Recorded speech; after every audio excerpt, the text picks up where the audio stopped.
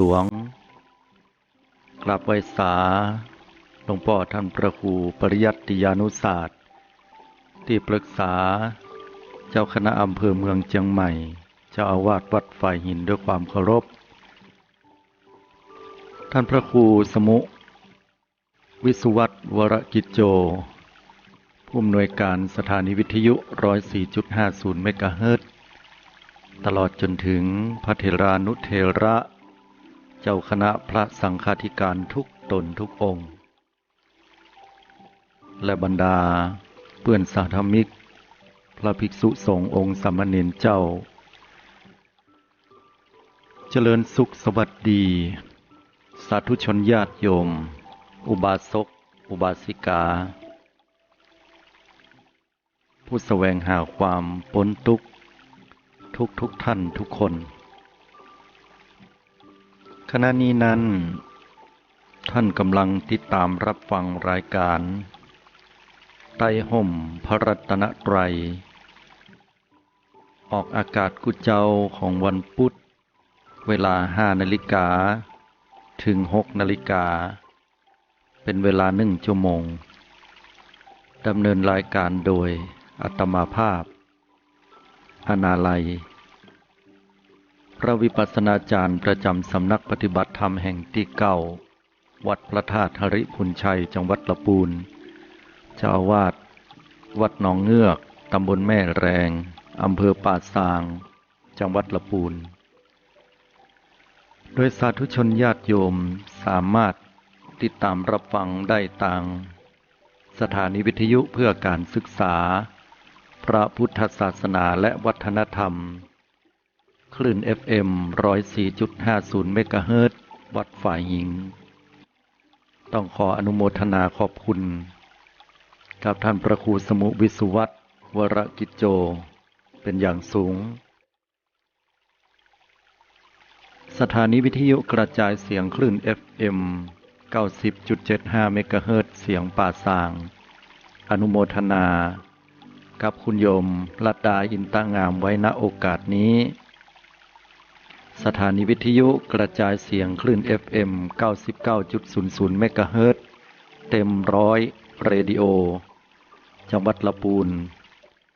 และสถานีวิทยุกระจายเสียงคลื่น FM 102.25 เมกะเฮิรตซ์คนยองลำพูนบ้านโฮง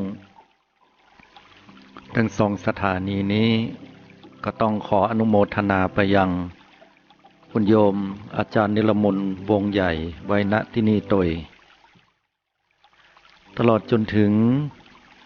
ทุกสถานีทุกคลื่นที่ได้ลิงก์สัญญาณกระจายเสียงออกไปต้องขออนุโมทนาขอบคุณไปยังผู้อำนวยการและเจ้าหน้าที่ทุกท่านโดยสาธุชนญาติโยมสามารถโทรเข้ามาร่วม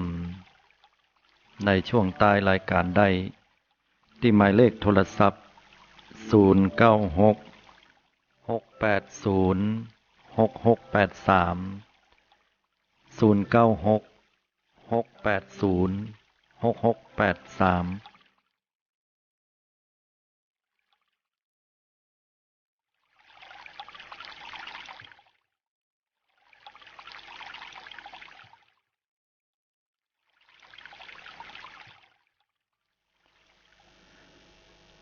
สาธุชนญาติโยมทุกท่านสำหรับเจ้าวันนี้ก็มาปะกับพี่น้องศรัทธาญาติโยมแห่งครั้งหนึ่งอุปนาหะเป็นหนึ่งในจำนวนอาสวะกิเลสที่เป็นเครื่องมักดองอยู่ในจิตใจเป็นมละคือมลทินทำให้จิตใจของคนเฮานั้นมีความขุ่นข้องหมองใจเกิดความบ่แจ่มชื่นของจิตใจเป็นที่นำพาให้เกิดความทุกข์ความระทมเศร้าและความผูกใจเจ็บอุปนาหะคือการผูกใจเจ็บไว้เนี่ยเปิ้นเปรียบเทียบเหมือนกับหัวของหมาเน่าที่มีเชือกกองไว้และก็บุคคลผู้ที่ ยินดีพอใจก็จะนำเอามาใส่คอพร้อมกับจมไปตัวว่าเหม็นน่ารังเกียจแต่ก็ยังห้อยคอแล้วก็จมไปอย่างอั้นข้อนี้ฉันใดอุปนาหะคือกิเลสที่เกิดขึ้นเป็นความเข้าใจผิดและไม่สามารถที่จะปลงวางลงได้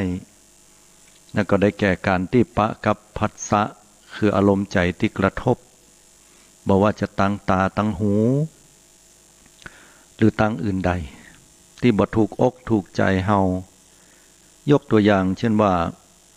เฮาไปมีเรื่องมีราวกับไผแล้วเนี่ยแทนที่จะว่ากันด่ากันเสร็จแล้วก็เอาขว้างไว้หั่นน่ะปิกมาแล้วก็เจ้ามันเตอะปงวางไปเฮียถึงแม้ว่าปะกันแหมครั้งจะบ่ชอบกันก็ตามแต่โดยธรรมชาติของมนุษย์คนเฮาแล้วเนี่ยก็มักจะเก็บเอาสิ่งเหล่านั้นเข้ามาสู่ใจของตัวเก่าเสมอด้วยอัตตาคือความเป็นตัวตนด้วยอำนาจของกิเลสความบ่ฮู้แต่ก็เป็นเหตุนำพาให้กับเหล่าสัตว์ทั้งหลายเนี่ยเก็บเอากรรมเหล่านั้นหรือเรื่องราวเหตุการณ์เหล่านั้นที่กระทบกระเทือนใจเข้ามาอยู่ในสมองตลอดเวลาแล้วก็คิดกึดอยู่กับเรื่องเหล่านั้นอย่างที่ว่าบางครั้งเขาได้ด่ากันว่ากันแล้วก็เก็บเอามากึดหรือบางคนนั่นก็บัดตันเปิ้นว่าย่อว่าหาก็กึดบ่ออกพอปิกถึงบ้านไปแล้วมากึดแหมกำโอ้อีนี่ว่าคือเฮาเนี่ยเดือดร้อนใจไหมมันด่าเฮามันว่าคือเฮาเป็นว่ามันด่าหัวเฮาด่าแผ่วพกุลมุนละไอ้คนนี้ปากบดีเฮ้ยโอ้พอมันว่าเหรอว่าย่อว่าหาเฮาหาว่าเฮาเป็นอย่างอันอย่างอี้มันน่ะข่อยเฮานะกะนะเตอก็เจ็บอกเจ็บใจโดยเฉพาะที่บัดตันเปิ้นว่าอย่างแล้วเนี่ยบ่ฮู้พอเอามากึดแหมกำโอ้ยเจ็บอกเจ็บใจอันเนี้ยก็สร้างความขุ่นข้องมองใจเกิดขึ้นบางครั้งก็เหมือนคล้ายลักษณะของขมิ้นกับปูนอย่างศรัทธาญาติโยมเนี่ยคงจะเคยได้ยินสำนวนขมิ้นกับปูนขมิ้นกับปูนเป็นสำนวนของคนไทยคนภาคกลางเปิ้นก็คือบ่มีวันที่จะเข้ากันได้เหมือนละครเรื่องขมิ้นกับปูนฝ่ายหนึ่งก็บ่ยอมแหมฝ่ายหนึ่งบอกว่าจะตกทอดไปจนถึงลูกถึงหลานก็บ่มีอันที่จะฮักกันได้หรือญาติดีกันได้มันเป็นสิ่งที่เก็บความเจ็บปวดรวดร้าวไว้ในใจพอเจ็บอยู่อย่างนั้นแหละนะก็หาวิธีและโอกาสในการแก้แค้นแก้เผ็ดยิ่งฝ่ายตรงข้ามเกิดหายนะเพียงใดตัวเก่าก็จะมีความสะใจเปิงใจจอบใจมีความสุขนักเพียงนั้นมันเป็นลักษณะของการผูกไว้ซึ่งพยาบาทตัวนี้แหละญาติโยมมันจะเป็นทรายใยน้อยๆที่จะนำปาให้ไปเกิดปะเป็นเจ้ากรรมนายเวรกันเมื่อเฮาหูอย่างอี้นะโยมกกขว้างเหี่ยกกขว้างด้วยปัญญาอย่าใดดีละโยมก็พิจารณาล่อบางเตื้อมันด่าเฮาแต่เจ้าแล้วเนี่ยเฮาเอาปิกปอกมากึดเนี่ยละปลายบ่ปอกึดตึงคืนหุ่งบหันหน้ามันเมื่อวันไปใจกาดใจลีหวังว่าจะปะหญ้านิหกรรมนะหรือปะไอนิหกรรมจะด่าหัวมันนิกรรมมันบ่มาสักกรรมวันแรกผ่านไปเกียมกรรมด่าไว้จัดดีปอกไปเรียบร้อยไปนอนกึดแหมนะซ้ำเจ็บใจละเก่าเอาเรื่องเก่าเรื่องหลังมาแหมตัวปดเท่ากึดฮอดสมัยตอนนั้นตอนนี้กึดแผ่วพกุลมุนละปุ่นรุ่นอุ้ยรุ่นป่อด่าหัวกันเก็บมาใส่ใจทั้งที่ผ่านมาแล้วเหมือนละคนเฒ่าตั้งหลายก็กระดูกปะพวะไปหมดอะก็ยังเก็บเอามาเจ็บอกเจ็บใจอยู่ธรรมชาติคนเฮาเนี่ยศรัทธาญาติโยมเปิ้นว่ามันผูกลัดลึงไว้ให้เฮาได้ท่องเที่ยวเวียนว่ายตายเกิดในวัฏสงสารเปิ้นฮ้องว่าวัฏสงสารวัฏแปลว่าวนก็คือหมุนวนเวียนอยู่เนี่ย อันน่าสงสารน่าอินดูเพราะเฮาบ่ฮู้แต่บุคคลพูดแจ่มแจ้งด้วยปัญญาก็จะหันว่าอ๋อที่แต่แล้วเนี่ยเขาด่าเฮาตอนนั้นว่าเฮาตอนนั้นปิกมาแล้วเฮาก็บ่ฮู้เรื่องละนะถึงตอนเฮาฮู้ก็จังมันเตอะมันจะว่าจนปากมันฉีกถึงเก้าหูก็จังมันหยังแล้วยิ่งเขาเนี่ยอย่างเฮาบ่ได้เนี่ยนะก็ทำเมื่อเขาคนนั้นก็เต้นพังนะยิ่งเกิดความคับข้องใจขึ้นแหมพลังงานความโกรธเนี่ยมันเป็นพลังงานชนิดหนึ่งโยมที่มันทรงกันได้โดยต่างจิตหรอโยมสังเกตก็คนบางคนเนี่ยมีความโกรธความเกลียดเป็นเจ้าเฮือนถ้าเวลาได้ว่าได้อย่างได้โกรธเกลียดได้อู้ได้ว่าได้ระบายแล้วเนี่ยก็จะดีขึ้นละเป็นกันทุกคนนะฮะแต่ส่วนนักและคนที่นักไปด้วยความโกรธเนี่ยจะเป็นลักษณะปล่อยคลั่งและรุนแรงพอได้ว่าเฮือไผ่แล้วตัวเก่าก็เบาใจลงจัดนักแต่คนที่ได้ฟังเนี่ยเหมือนกับฮับเอากล่องขยะหรือกล่องของขี้หมาหรือว่ากล่องของหัวหมาเน่านั่นนะไปแหมก็จะเกิดความเป็นทุกข์ขึ้นแล้วคนที่พอได้เอาความโกรธความเกลียดนั้นออกไปจากตัวเก่าไปให้คนอื่นแล้วเนี่ยก็กลายเป็นว่าสบายขึ้นพอสบายขึ้นก็มากึดใจได้โอ้กูว่าอย่างไปเห็นแล้วนะบัดตันเห็นแล้วนะคนที่ฟังนั้นก็เก็บความเจ็บช้ำน้ำใจไปต่อจากตัวเก่าละก็เป็นที่มาของความโกรธความเกลียดความอาฆาตพยาบาทอุปนาหะผูกโกรธไว้ถ้าเราพิจารณาอย่างอี้เนี่ยว่ามันก็ด่าเฮาแล้วแต่เจ้ามันก็แล้วไปละคนบางคนเป็นบุคคลพูดที่มีปกติบ่โกรธง่ายก็บ่คิดหยังแต่บางคนก็ยังย่ามใจอยู่หันเปิ้นบ่โคตรอย่างง่ายก็ใครว่าคือเปิ้นมันบางครั้งมีการแกล้งเปิ้นพ่องหรือบางคนก็เวลาจะว่าคือไผแล้วเปิ้นบ่โคตรบ่เกลียดตัวเก่าซ้ำมีอาการที่โคตรนักขึ้นไปเหลือเก่าอันนี้ก็เพราะว่าพลังงานของความโกรธนั้นมันบ่ถูกถ่ายทอดไปให้กับคนอื่นได้คือคนอื่นบ่รับเอานั่นน่ะเหมือนเฮาเอาขี้เอาเยี่ยวเอาของที่สกปรกถุงถังขยะไปโจ่งให้เปิ้นแล้วเปิ้นบ่รับเอามันก็อยู่ที่เฮาละนักก็นักเหม็นก็เหม็นสกปรกก็สกปรกชั้นใดนะความโกรธเวลาไผก็ตามที่โกรธแล้วเฮาเฉยๆนิ่งๆไว้เป็นอุเบกขานะโยมเขาเหล่านั้นก็เนี่ยอย่างเฮาบ่ได้เมื่อเนี่ยอย่างบ่ได้ก็ตอนนั้นคือการตัดภพชาติละโยมเฮาบ่ต้องได้มีเวรมีกรรมแล้วถามว่าเฮาจะได้เฮาต้องไปปะคนอย่างนั้นน่ะหลายคนมาจมมือฟังกับเฮาอย่ามาปะกับอีห่านี่หม้อปากบ่ม่วนเนี่ยปะไอ้ห่านี่ตายเหม็นเหล้าไปตายไกลไปมาอยู่ใกล้อย่างนี้โอ้ยวิบากกรรมบ่เคยปะเคยพบแต่โยมขออภัยที่อาตมาใจกรรมแบบนี้คือมันเป็นกรรมธรรมชาติบ้านเฮาเนาะกำลังจะบอกว่าก็โยมบัดเจกะโยมเป็นคนไปทำไว้ในชาติหลังหนหลังปางก่อน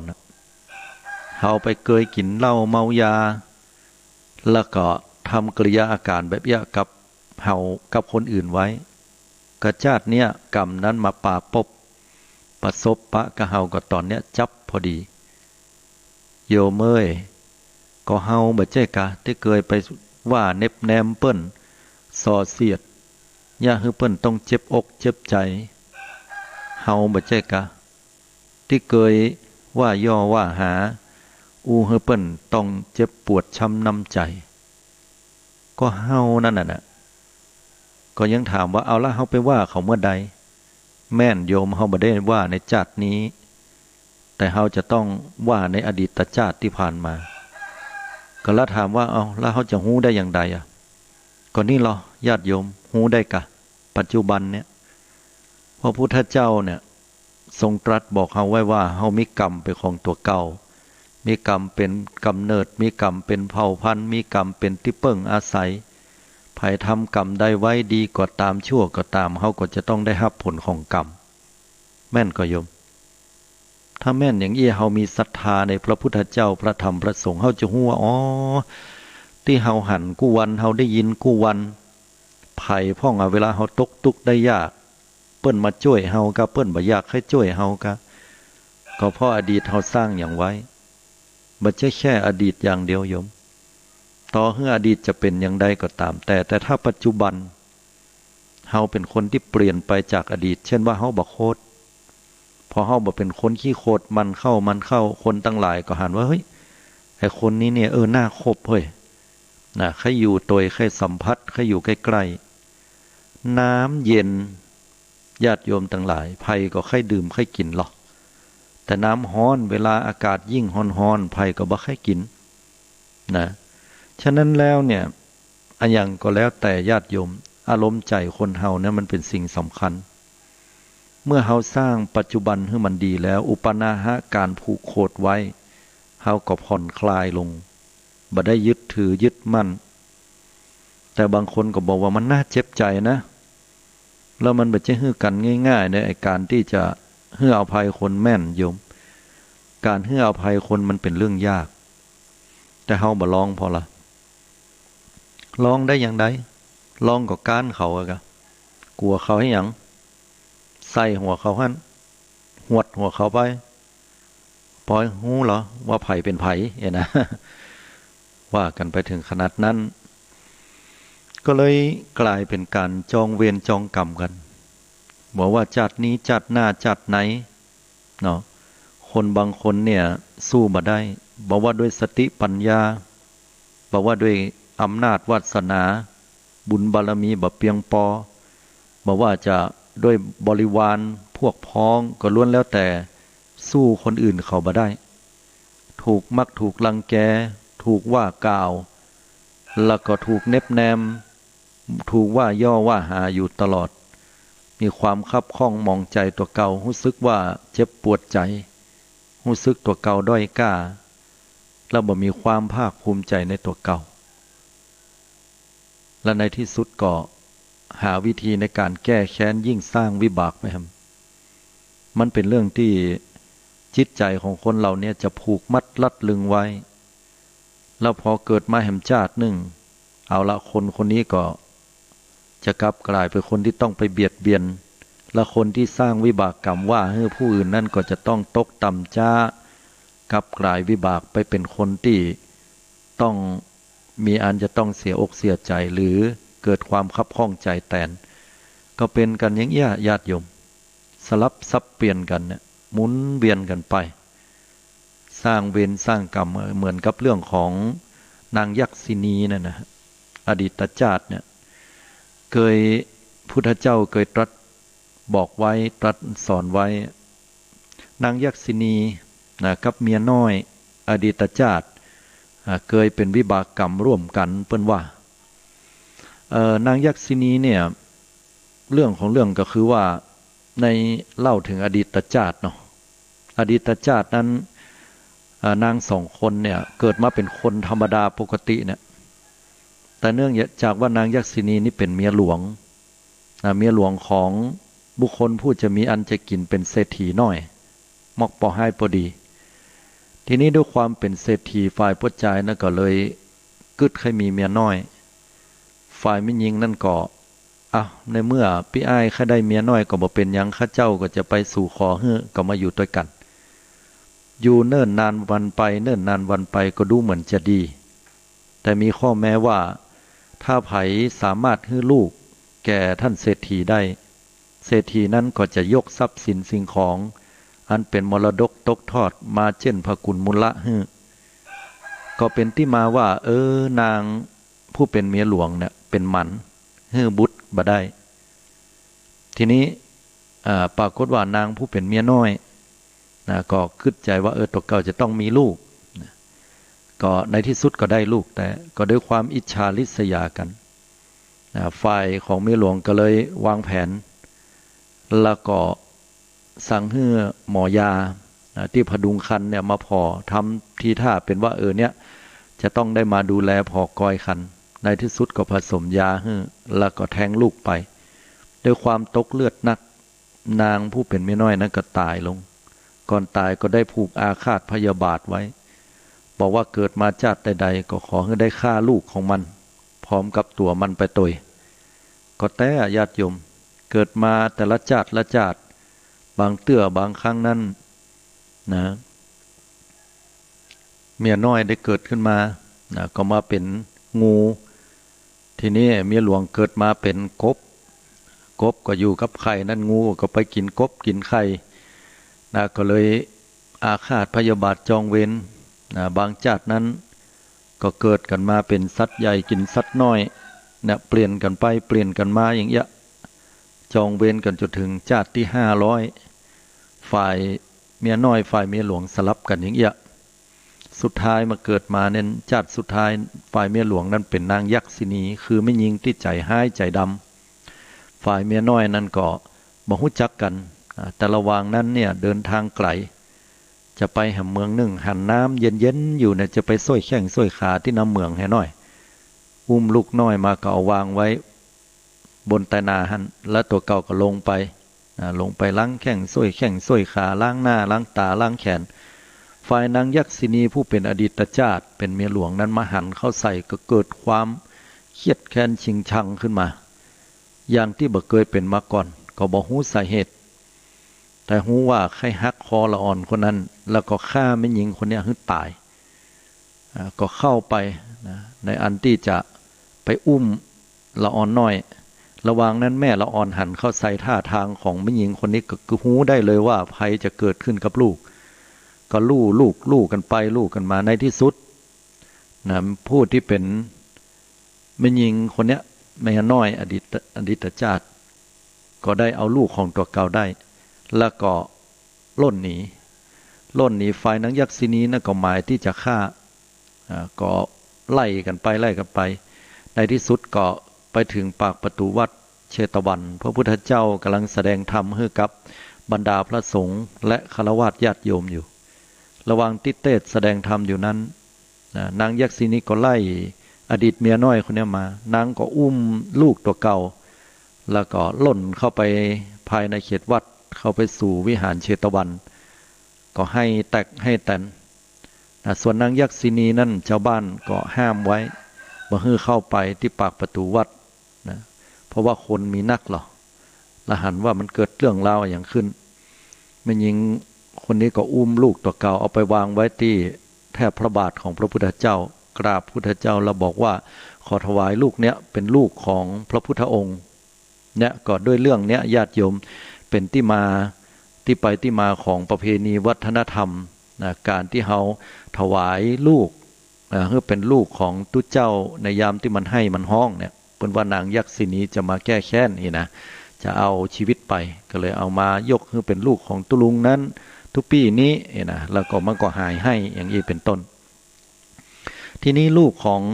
นางผู้เป็นอดีตเมียน้อยเนี่ยก็เอาลูกมาวางไว้ที่พระบาทของพระองค์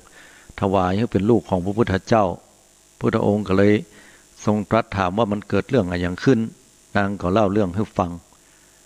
ในที่สุดก็พุทธองค์ก็อาศัยพระมหากรุณาธิคุณบอกคนทั้งหลายให้นาง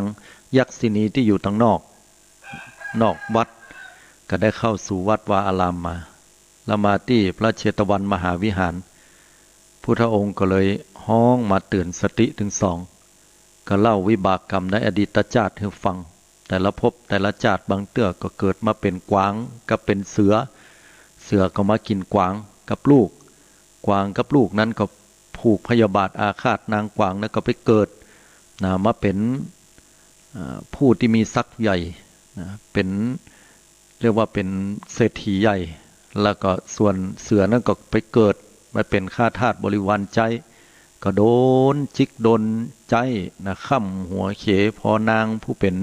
ทาสนั้นเกิดลูกออกมาก็ฆ่าลูกของนางก็เกิดความเครียดแค้นก็สลับกันเยอะแต่ละภพละชาติไปเกิดเป็นสัตว์เป็นสิ่งหิ่งห้อยสัตว์น้อยสัตว์ใหญ่เกิดเป็นมนุษย์คนเฮา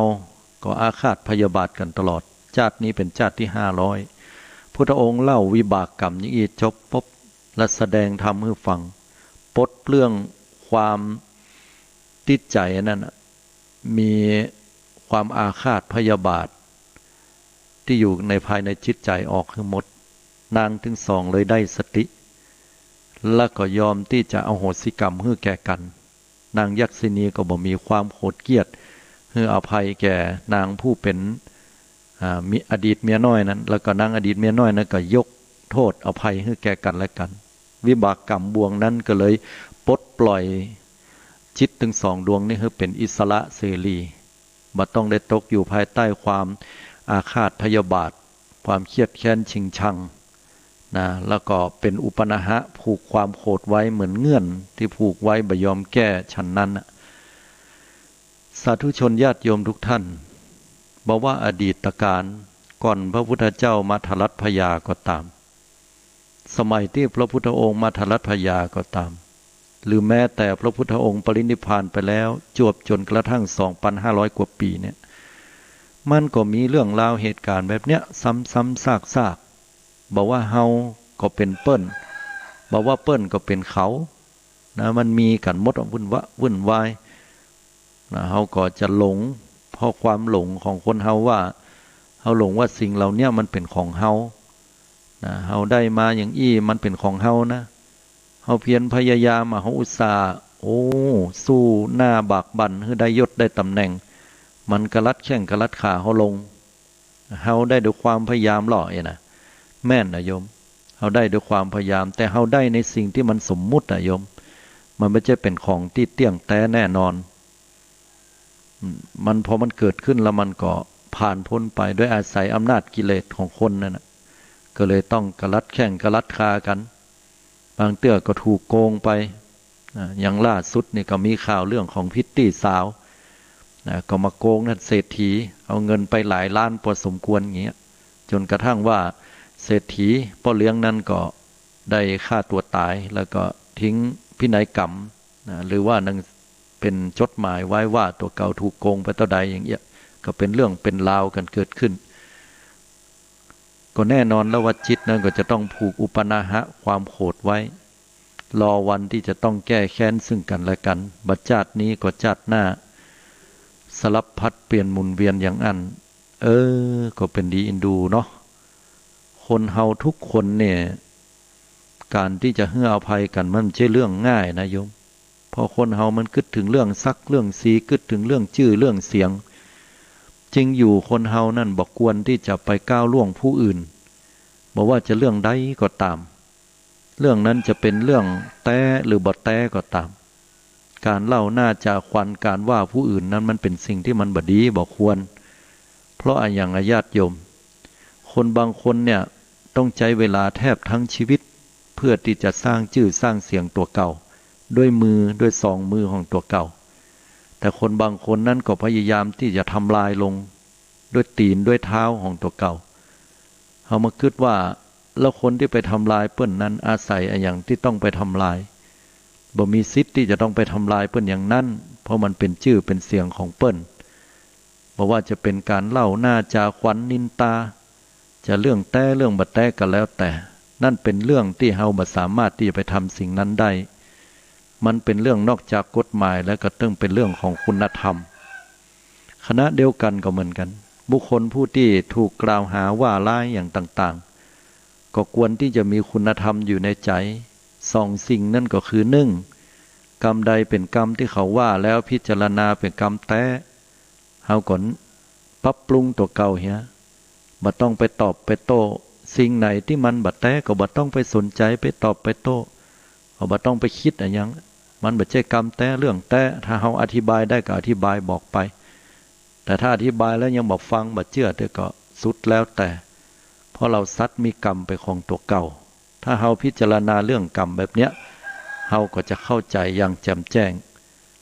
และคณะเดียวกันเฮาอาจจะบอกว่ายอมบ่ได้ก็ต้องเป็นเรื่องกฎหมาย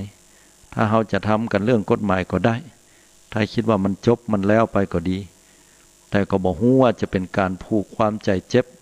แล้วก็ผูกเรื่องของความพยาบาทจองเวรกันหรือไม่อย่างใดอันนี้ก็เป็นเรื่องของตามกฎหมายไปมันเป็นวิธีที่เขาจะเลือกคนเดียวบอกว่าจะเรื่องกฎหมายบอกว่าจะเรื่องของศีลธรรมความดีภัยก็ตามญาติโยมทั้งหลายเกิดมาบนโลกใบนี้แล้วอายุเต้า100 ปีกับละอ่อนแห่มคนอายุได้7 ขวบคนอายุ100 ปีผูกมัดลัดลึงไว้ด้วยทิฏฐิมานะเป็นบุคคลผู้บ่ยอมไผเป็นบุคคลผู้ที่บ่เกยจะฮื้อแม้แต่อภัยจิตใจบ่เป่งบ่วะ บ่ฮู้จักสะสางล้างส้วยก็ถือว่าเป็นบุคคลผู้ที่มีคุณธรรมน้อยหรือแทบบ่มีคุณธรรมเลยบุคคลผู้ที่มีอายุเพียงแค่7 ขวบแต่ฮู้จักเมตตาปราณีการุณต่อผู้อื่นฮู้จักให้อภัยปลงวางปล่อยวางได้ก็ขึ้นชื่อว่าเป็นบุคคลผู้มีคุณธรรมสูงเป็นเถระผู้ใหญ่ฉะนั้นแล้วคนเฮาอยู่ที่คุณธรรมความดีบ่ใช่เพียงแค่ว่าผ่านประสบการณ์ในชีวิตมานักแม่นการผ่านประสบการณ์ในชีวิตมานักสามารถจะเป็นครูสอนเฮาได้ดีแต่ถ้าหากว่าเอาครูสอนเหล่านั้นมาเป็นเครื่องพิจารณาแล้วนำปาให้ตัวเก่านั้นได้เกิดความอยากกิเลสเฟื่องฟูกิเลสปองกิเลสนักขึ้นและมีอาการของคำว่าบ่ยอมไผอะยังก็เป็นของเฮาไปให้หมดแล้วก็เสียดาย1 ชีวิตที่ต้องเกิดมาอยู่บนโลกใบนี้แทนที่จะมีสิ่งที่ดีๆจะได้นำปลาตัวเก่าไปภายภาคหน้ากว่าจะถึงมรรคผลนิพพานก็เป็นเรื่องยากสาธุชนทุกท่านวันนี้ได้เอาธรรมะเรื่องของอุปนาหะการผูกโคตรผูกเกียรติไว้เฮาจะละได้ด้วยเมตตากรุณาความเมตตาปราณีจะมีไผบังคับก็หาไม่ถ้าหากว่าเฮานั้นมีความตั้งใจโพยภัยเวรกรรมก็จะลุดเสี่ยงไปได้ก็ขออนุโมทนาที่ได้รับฟังกัน0966806683โทรเข้ากันโทรมากันได้นะญาติโยมโทรเข้ามากันได้0193เนาะเจริญปรโยมนมัสการเจ้าพระอาจารย์โอ้ขาดเงินบ่อยเนาะ ขาดเงินบ่อยแต่ลาเงินกว่าจะมาถึงจะ7 วันก่อนนะเจ้าแม่นก็อาจจะ7 วันนี้เป็นอย่างที่รอคอยหมื่นเนาะแต่ก็คุ้มค่าหมื่นเจ้าบ่ฮู้ว่าคุ้มค่าหรือว่าขาดทุนฮู้เนาะขาดทุนกันหมื่นไปน่ะก็ดีใจที่ได้รอสบายดีคุณโยมสบายดีเป็นปกติบ่เป็นโควิดนะโยมจ้ะโควิดระบาดหนักเนาะเจ้าเนาะใช่คุณโยมมากๆเลยเจ้าพระอาจารย์ตั้งลงคุณโยมเป็นจะได้พ้องข่าวโควิดโยมต้องโดยสถิตินี่ก็ถือว่าเป็นเขตสีแดงนะเจ้าโดยสถิตินี่นะเจ้าแต่บ้านข้างน้ำบ่มีเจ้าว่าข้างน้ำเป็นแต่บ่มีเจ้าละปูนก็ประกาศผู้ที่บ่มีผู้ที่ติดเชื้อเพิ่มเนาะแต่ว่าก็ยังแขวนน้อยโอเคอยู่นะก็จะได้ให้กำลังใจเนาะให้กำลังใจถึงละปูนเชียงใหม่แต่เลยจ้านมัสการเจ้าสาธุตัวสาธุเจ้าอนุโมทนาเนาะกับคุณโยมที่ได้โทรมาทางข้างน้ำ9948ฮัลโหลกราบไหว้จ้าพระอาจารย์จ้าวันนี้โทรมาเจ้านะติดเนามือโบมแล้วก็กดไปกดมาเนี่ยโควิดจะเป็นระบาดตั้งพวกน้องเงือกฟังกับเจ้ามีเลยน้องเงือกเนี่ยมีละเดี๋ยวนี้นะดีแล้วละเจ้าใช่ละแต่ก่อมันก่อมีกันไปปะปลายโชคดีว่าแต่ว่านี่ละปูนเนี่ยมีผู้ติดเชื้อเพิ่มละเนาะก็เป็นนิมิตหมายที่ดีอยู่แต่ก็ประมาทได้นะแต่ต้องประมาทตึงได้แต่เลยเจ้าพระอาจารย์แม่นละถ้าเฮาไปไหนต้องระวังอย่างโยมไปกาดมาโนโยมก็ไปซื้อของปึ๊บเดี๋ยวมาเลยอ่ะเจ้าก็ไปแวะอูหันอูนินได้ไรล่ะเจ้าใช่เขาต้องเข้าใจซึ่งกันและกันไม่ใช่ว่ามันแต่ตักกันนะอีนี่อินเงาอย่างนั้นไม่ใช่อันนะแต่มันระบาดโมราจอยันของขอลงอะกะไม่ใช่หันสัก3-4 หลังเนอะจ้าแม่นเฮาก็ต้องระมัดระวังเนาะเฮาก็ต้องระมัดระวังกันช่วยกันมีสุขอนามัยที่ดีตามที่เพิ่นได้แนะนำก็จะพ้นจากโรคภัยไข้เจ็บไปได้เนาะจ้าให้กำลังใจจ้าคือกำลังใจพระอาจารย์และดูแลสุขภาพตัวเองนะจ้าเจริญพรเช่นเดียวกันเน้อสาธุกราบสาเจ้าอันนี้จากปัดเศร้าเนาะ3215เจริญพรโยมการได้จ้าท่านอาจารย์โทรมาจากตันใดจ๋า แม่คลองเจ้าแม่คลองโอ้เจ้ามาถึงแล้วเจ้ามาแหมแล้วดีใจเจ้าที่ตามกันรอแต่พุธที่แล้วนี่ถ้าจัดไม่เลยจัดแม่นพุธที่แล้วนี่ก็รู้สึกว่าจะอย่างใดอยู่นะก็ถึงว่าก็หาบปะเนี่ยบปะแหละบางเตื้อก็คลื่นเนาะมันมีปัญหากับคลื่นพ่องอย่างพ่องเอกะแต่เดี๋ยวนี้ก็ดีขึ้นละจะได้ก็เป็นกำลังใจให้นะตังปุ้นนี่ไรอันสถานการณ์โควิดเป็นได้พ่องดีขึ้นละกะเจ้าแบบตังปุ้นเดี๋ยวให้มีเจ้าตังสถานการณ์ต้องมันไม่คล่องนี่ก็บอกคำนี้แล้วเจ้าดีขึ้นแล้วเจ้าบุญกรรมบุญจูเนาะแต่ก็ประมาณได้เนอะเพราะว่าเขาต้องดูแลสุขภาพของเขาให้ดีเนาะสุขอนามัยโชคดีเนอะอยู่ดีมีสุขเนาะเจริญพรพี่น้องต่างปุ่นต่างแม่ข่องเนาะตำบลแม่กาอำเภอสัปตองเชียงใหม่โทรเข้ามากันได้เนื้อสายที่บ่ได้ฮับต้องขออภัยโทรเข้ามาแหมกรรม1เนาะ7631เนาะโทรมาจากทางใดจ้าเจริญพร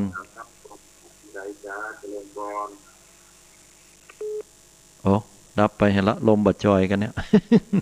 7909เจริญพรโยมโอ้ยสาเจ้าท่านอาเจ้าโทรมาจากทางใดประเกตกะลามเจ้าเจ้าเก่าฟังเสียงอย่างที่เจ้าเป็นจังใดพ่องตังวัดเกตกะลามก็มีเริ่มมีนักท่องเที่ยวก่อนหรือว่านักแก่อยู่เนาะหัวเป็นที่วัดกันยังไม่ได้ไปเจ้าเพราะว่าทำที่เจ้าอ๋อกะแต่ว่าเนี่ยตมาก็มีโอกาสบ้านมันอยู่ใกล้ๆอฟอวมาพาเจ้าแม่นคนก็บ่ค่อยมีเนาะฝรั่งยิ่งบ่ต้องอู้ถึงเนาะเพิ่นบ่มาเนาะรับปากไปทุกอย่างเลยเจ้าการค้าการขายก็บ่คล่องบ่ลื่นเหมือนแต่ก่อนแต่เจ้าเฮาย่างขายแต่ก็บ่มีคนจะให้มาซื้อเจ้านั่นเนาะบอกว่าเจ้าอดเอาเนอะโยมเนอะสู้กันต่อไปนะยิดขนาดเลยเจ้ายิดแต่เลยอาตมานี่ว่าตามซื่อถือเอาตามแต้นอาตมาบักกล้าจะบอกบุญไผหรอแต่นะเฮาอู้ตามซื่อเป็นภาษาตุเจ้าเนี่ยบอกบุญกันเนี่ยอาตมาของงดเลยโยมเพราะว่ามันเป็นสิ่งที่โยมเปิ้นอิดเปิ้นเหนื่อยสำหรับอาตมาถึงบักกล้าที่จะเลยนะเฮาจะก่อจะสร้างสิ่งไหนก็ตามโดยธรรมชาติปกติอาตมาก็ถึงบอกทางรายการอยู่แล้วปกติต่อให้เศรษฐกิจดีเพียงใดแต่ว่ายิ่งมีอย่างตั้งบ้านตั้งอย่างก็บอกนะเพราะเฮาคิดว่ามันเป็นสิ่งที่ขอให้โยมเพิ่นได้เยียวยานะเยียวยาแล้วก็ได้มีเพิ่นว่าประหยัดเนาะเป็นภาษาชาวบ้านคือประหยัดนะการใช้การจ่ายวางแผนชีวิตเพราะว่าเงินทุกบาทมันสำคัญโยมการทำบุญก็เป็นสิ่งที่ดีนะบ่เชื่อว่าบ่ดีเช่นใดที่เพิ่นบ่ออกใจคนเดียวเฮาก็บ่กล้าออกปากโยมนะฉะนั้นก็ตังปุ้นนี่ก็ถือว่าบ่ค่อยมีคนเนาะโยมเนาะเจ้าแต่บ้านจะทำอยู่ใกล้ติดมันโหฝรั่งอ่ะเจ้าก็ฝรั่งแปลกหน้าเข้ามาก็นึกว่าไปเช็คแฮนด์เปิ้นอู้กับเปิ้นฮัลโหลยังมีกะบ่ปล่อยบัดนี้เจ้าถ้าเปิ้นนั้นถ้าเปิ้นหาเราตายก็จะปนาปฏิฆาแต่อันก็หือระวังเด้ออยู่ใกล้นะปิดดังตลอดเวลาน่ะว่าเล่นบ่ได้เด้อที่จริงก็ให้กำลังใจโยมเด้อจะได้ก็ขอให้คาดแคล้วต่อโรคระบาดเนาะถ้าเฮาบ่ตั้งอยู่ในความบ่ประมาทเพิ่นก็บ่เป็นหยังเพราะว่าเพิ่นก็กลัวเฮาก็กลัวเปิ้นเนาะที่จริงขอให้ทุกคนได้สวมหน้ากากอนามัยเจลล้างมืออยู่เว้นระยะห่างมันก็ช่วยได้ละโยมนะให้กำลังใจเนอะโยมสาธุนะหมดเวลาให้กำลังใจท่านอาจารย์เจ้าสาธุ7631เจริญพรโยมเจริญพรโยมหายไปดักปิ้งบิงวอยแล้วน้อยใจแล้วกัน7631ฮับแล้วเพิ่นบ่ได้ฮับบ่ได้อูเนาะบ่เป็นหยังก็จะได้ให้ก็ตามญาติโยมก็โทรเข้ามากันได้09608ว่าหั่น0966806683เนาะยังอยู่ฮับสายโทรศัพท์โยมแฮมประมาณ14 นาทีก็เป็นที่น่าอนุโมทนาแฮมบึดเนี่ยตมางดรายการเนอะเพราะว่าจะมีพระคุณเจ้าเปิ้นได้มาจัดรายการนะตามสัญญาก็คือวันพุธแรกของเดือน อาตมาก็จะหยุดพักไปก่อนเนาะบึดนี่ถ้าบ่ได้ยินอาตมาจัดรายการนี่ก็ถือว่าเป็นเรื่องปกติเนอะก็จะปะกันแหมกรรม1วันพุธหน้าตึงเจ้าตึงเมื่อคืนเนาะ7631โทรมาละเจริญปอนโยมฮัลโหลโอ้อยู่ตังใดจะเสียงเบาแต่เป็นว่าหนองเงือกเป็นเรื่องว่ายายโจ้ด้วยหางเงือกเป็นหนองเงือกเนาะแม่นละหนองเงือกโยมคุณโยมอยู่บ้านไหนสติสอนใจดีใจภูมิใจเป็นคนเตือนเป็นว่าเขาว่าเปิ่นจัดก่อนเปิ่นเขาจะว่าเขาเปิ่นมาหูเนาะใช่แม่นมันต้องเป็นอันนะฮะแต่เขาแก้ในปัจจุบันได้เป็นเรื่องผมว่าเขาเรื่องมาเป็นเรื่องผมไม่โดนใช่จัดก่อนจะว่าเขาเปิ่นกับมาหูเนาะแต่มันแก้ได้ในปัจจุบันนะโยมแก้โดยเมตตาถ้าแก้แล้วเขาแล้วมันมีเรื่องอย่างก็ไม่ว่าเขาสนใจดีย่าอยู่ที่ดาวสเก็ตที่ไหนดาวสเก็ตนะดาวสเก็ตนี่มันแตะดาวสเก็ตแต่ก่อนโรคโควิดมันก็หายไปแต่มันนั้นดาวสเก็ตมันมีหลายอำเภอดาวสเก็ตเนาะจังไม่คือเนาะหลายตำบลก็ดาวสเก็ตนี่มันก่อเห็นว่าเห็นใกล้ๆวัดดอยสเก็ตเนี่ยนะพวกเขาปนออกไปการตั๋วแล้วก็กลับมาบ้านหมดแล้วดีละเนาะมีหลายบ้านเนาะสถานการณ์ก็ดีขึ้นแล้วเนาะรักษาสุขภาพให้ดีครูมาดีนักเรียนกันเนาะรักษาบ้านเมื่อคืนน่ะรักษาสุขภาพให้ดีนะโยมเนอะยายเนอะบุญกรรมบุญจูเนอะแม่ฉันอยู่คนเดียวเนาะไปได้ไปไหนไม่ไปไหนอย่าได้ก็เอาธรรมะฟังธรรมะเป็นที่จังที่เปิ้งนะโยมเนอะเอาธรรมะธรรมโมเนี่ยเป็นเนี่ยวิทยุเป็นเปื่อนสาธุตัวเนาะเจ้าเปลี่ยนใจไปเนาะสาธุอันนี้ก็ตามเวลาเนาะต้องขออภัยบางทีอาจจะได้สนทนากันบ่ค่อยเต็มที่แต่ว่าก็เพื่อหลายๆสายที่โทรเข้ามาต้องขออภัยเนอะอันนี้ก็ให้กำลังใจกันเต็มที่เนาะโยมเนาะ3040เจริญปอนโยมกรรมการตะลุงเจ้าจากทางใดจ๋าฟังแล้วมีอันคติเตือนใจเจ้าเดี๋ยวต้องถามก่อนว่าโทรมาจากทางใดเนี่ยปะตึงหลวงปู่ล่าเจ้าปะตึงหลวงปู่ล่าไปทางแม่อ่อนเนาะฟังทุกวันนะเจ้าดีละอนุโมทนาบุญ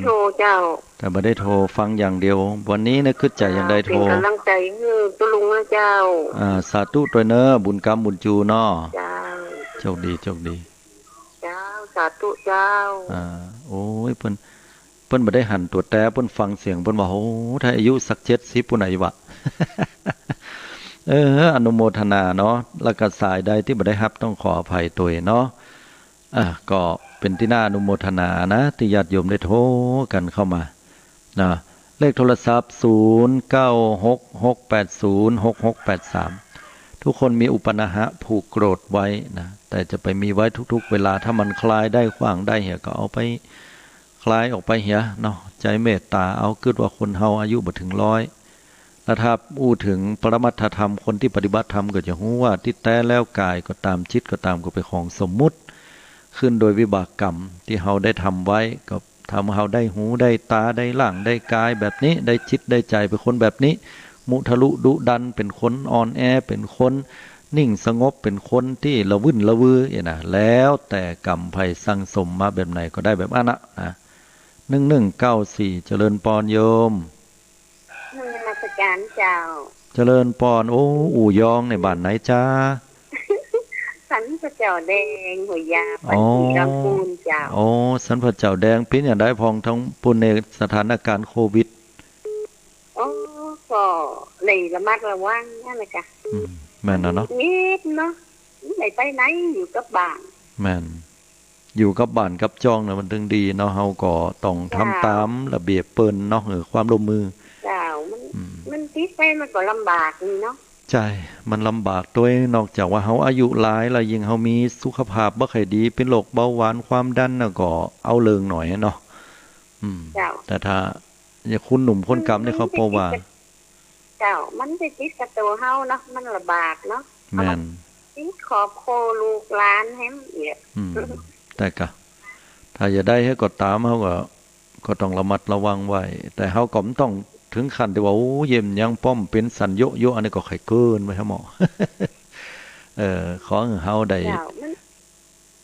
บ่ประมาทเหตุการณ์อยู่ก็พอก็เพิ่นก็ยังดีเนาะใช่ละแต่ว่าหากินกับในขุมในโหจ้ะพักกินใหม่ไปแม่นรอให้มันสถานการณ์ดีแล้วเฮาก็ว่ากันแฮมกั้มเนาะอดเอานะใช่ละเจ้าก็เป็นกำลังใจให้โยมเจ้าอันทันฟังทันก็อยู่กับธรรมะก็มันก็เป็นสุขเนาะมีความสุขใจสอนใจชัดเจนดีเจ้าแล้วก็เจ้าเนาะอนุโมทนาเหมือนกันเนอะสาธุให้กำลังใจเหมือนกันโชคดีเจริญพรอันนี้ก็โทรกันมาแหมสาย1เนาะอันนี้2683เจริญพรเจ้าไว้สาเจ้าท่านเจ้าครูโทรอยู่บ้านใดจ้าจะอยู่ดอนใจประแดดจ้ะดอนใจประแดดโอ้เดี๋ยวก่อนเนอะอาตมาว่าถ้าอย่าฮ้อนขนาดเนาะ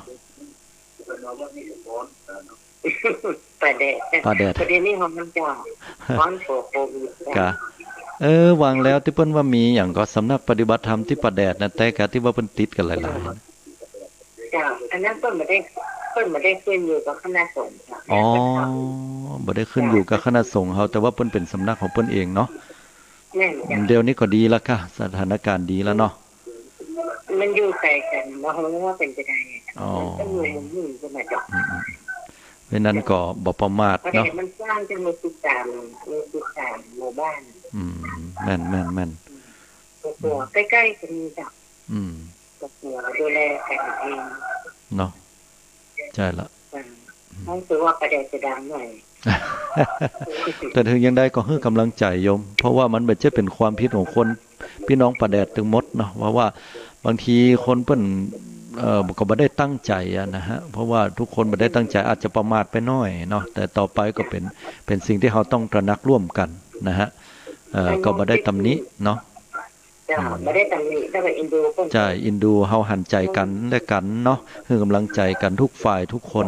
บ่มีไผอยากจะติดหรือบ่มีไผอยากจะเอาไปปั่นไผใช่กำลังใจเพิ่นเปิดแล้วก็อินดูเพิ่นเปิดแม่นมันเป็นใหม่อีแค่ลูกหลานต้นไม้แนวใช่ลูกที่อื่นนะจ้ะอ๋อแต่คนเข้าเนาะแม่นสาธุเนอะโยมให้กำลังใจเหมือนกันเนอะฟังจังหวัดเจ้าแล้ววันนี้ก็โทรเพราะว่าจ้ะธรรมะดีขนาดเลยจ้ะดีเนาะสาธุตัวเนาะติดตามรับฟังต่อไปนะโยมฟังวิทยุเลยจ้ะสาธุเนาะจ้ะสาธุจ้ะเจริญพรเพิ่นจะเสียงดังก้องๆแสดงว่าเพิ่นเปิดวิทยุตัวเนาะก็เป็นที่น่าอนุโมทนาเนาะโควิดก็ได้ได้จากันตัวมันเป็นเรื่องปกติที่ต้องได้เรื่องนี้กันเนาะก็อย่าได้แหกก็ตามบ่มีไผอยากจะติดนะโลกนี้เนาะโยมเนาะมันต่อให้ติดไปแล้วเนี่ยสภาพร่างกายแข็งแรงอย่างหนุ่มๆกำล่ำก้องเนี่ยบ่มีปัญหานะโยมเขาก็สามารถฟื้นตัวปิกมาได้นะแต่ว่าอินดูละอ่อนภูมิต้านทานน้อยหรือโดยเฉพาะคนเฒ่าเนี่ยนะฮะผู้สูงวัยเนี่ยยิ่งมีโรคเบาหวานความดันตัวเนี่ยเหมือนกับข่าวของคุณโยมค่อมชวนชื่นที่เป็นดาราตลกนะโยมที่เปิ้นเสียชีวิตไปนะก็ด้วยว่าเปิ้นมีเบาหวานมีความดันเนาะก็เป็นโรคที่แสลงกันพอสมควรเลยเหมือนกับเป็นโรคที่สนับสนุนนะนั่นก็คือว่าพอเชื้อเนี่ยมันลงสู่ปอดแล้วมันกันยากแล้วนะการที่จะฟื้นคืนเนี่ยมันยากเพราะฉะนั้นคนที่มีโรคประจำตัวอยู่แม้ว่าบัดใจเบาหวานความดันก็ต้องระมัดระวังอยู่ตัวเนาะสำคัญที่สุดออกกำลังกายโยมพักผ่อนนักๆนะแล้วก็มีวิธีการหลายๆอย่างที่เปิ้นได้แนะนำนะเฮาก็ลองเอามาใช้ได้ นะโดยเฉพาะคนที่เป็นแล้วเปิ้นหายหรืออย่างต่างๆแต่คณะเดียวกันก็จะไปตื่นข่าวล้ำไปข่าวนั้นบ้านนั้นบ้านนี้โอ้ตายกันแล้วอย่างเงี้ยนะพุ่นพอข่าวออกมาแล้วตายนะเป็นว่าตายในกาดในลีหั่นเกินอย่ามันบ่ใช่สกรรมเนี่ยเปิ้นกวดข่าวพอแล้วเป็นว่าไปแสดงหนังเลยว่าไปมีโดนฟ้องร้องมาแล้วเหรอ นั่นก็ย่าไปเลยนะเนาะมันบ่ใช่เรื่องที่จะทำในช่วงเวลาเนี้ยคนก็แตกก็ตื่นกันนะครับบ้านเฮาเมืองเฮามันบ่ใช่ถึงขั้นที่จะต้องเหมือนกับต่างประเทศเตื้อเนาะแต่ถึงอย่างใดเฮาจะบ่ไปถึงจุดนั้นถ้าเฮาช่วยกันนะช่วยกันตระหนักอยู่กับบ้านบ่จำเป็นบ่ต้องออกแล้วก็ต้องปฏิบัติอย่างเคร่งครัดนะปฏิบัติตัวเนาะช่วยเหลือกันก็จะผ่านพ้นไปคนไทยนี่ดีนะเฮาช่วยกันดีบ่เหมือนต่างประเทศเปิ้นเนาะ9050เจริญปอนโยมไร่สาเจ้าจากไหนจากสระปีเจ้าสระปีเชียงใหม่บ้านหยังจ้าบ้านนันทารามเจ้านันทารามโอ้บ้านชื่อเปิ้นงามตะฟังท่านบรรยายธรรมแล้วใครฮู้ละอ่อนได้ยินเนาะคนที่โกรธที่เครียดน่ะนั่นเนาะมันความโกรธความเกลียดนี่มันไผละได้เท่าใดนี่มีเสน่ห์เท่าอันน่ะโยมคนงามเท่าใดก็ตามเลยถ้าเป็นคนขี้โกรธขี้เกลียดแล้วมันหมดเสน่ห์เลยโยมเฮ้ยแม่ก็ว่าใครละอ่อนได้ยินท่องจะได้รู้สึกอย่างท่องน่ะมันละอ่อนเขาบอกฟังวิทยุธรรมะละโยมเฮ้ยมีก็คนเฒ่าคนแก่นั่นก็ส่วนมากเขาก็จะไปดู TikTok ไปพออันนี้ของเขาอย่ามาเสียดายโอกาสเนาะนั่นน่ะมันอาจจะเป็นพ่อผลบุญของเขาแก่โยมเขาสะสมยังได้เขาก็จะไปบ่แน่เขาอาจจะพอธรรมะทาง YouTube ก็ได้เฮาก็บ่ฮู้เปิ้นเนาะแต่ส่วนนักแล้วก็จะบ่พอธรรมะกันนะเขาจะไปพออย่างอื่นนั่นน่ะกะเจ้าบ่ค่อยฟังแต่ใดลูกหลานแม่ก็บอกว่าไผโยมเฮ้ยมันก็เหมือนกันนั่นน่ะทั้งนี้ก็เนาะเจ้ามันอยู่ที่ว่าคนสะสมสังสมมาเนาะแล้วก็ใฝ่หาธรรมะถ้ามีปัญหาแล้วใฝ่หาธรรมะเนี่ยมันดีเนาะเจ้าจะได้ก็อนุโมทนาให้กำลังใจโยมเน้อเจ้าให้กำลังใจเหมือนกันบ้านสาเจ้าเจริญปอนอยู่ดีมีสุขกันเนาะบอกว่าจะเป็นอย่างใดก็ตามคนรุ่นใหม่เนี่ย